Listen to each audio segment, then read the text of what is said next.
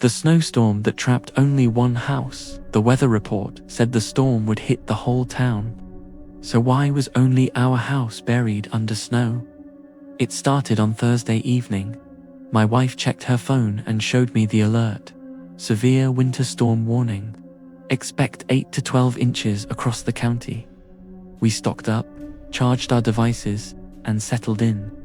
By midnight, the howling began.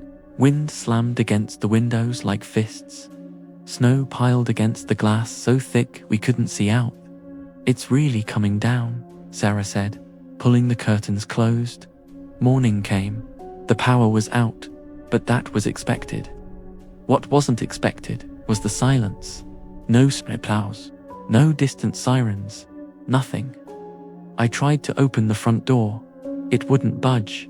Snow had packed against it, solid as concrete. I went to the back door.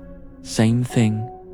Every window on the first floor was completely blocked by white. Maybe it drifted, Sarah suggested. But drifts don't cover every exit perfectly. I checked my phone, no signal. The landline was dead. Sarah tried hers, nothing. We were completely cut off. Then I noticed something in the living room window. A gap in the snow, just big enough to see through. I pressed my face to the glass and looked out. The Hendersons' house across the street was perfectly clear. Their driveway was visible. Their cars, their mailbox. Not a single snowflake. Sarah, come here. She looked. Her face went pale. How is that possible? We checked every window we could access. Everywhere we looked, beyond the wall of snow surrounding our house, the world looked normal. Light snow on the ground, maybe 2 inches. The February sun was shining. We were in a tomb of snow, and no one else was. That's when we heard it. Footsteps, crunching in the snow outside. Slow, deliberate, circling the house. I grabbed a flashlight and shone it through the gap. Nothing, just white. But the footsteps continued, around and around, never stopping. Sarah grabbed my arm.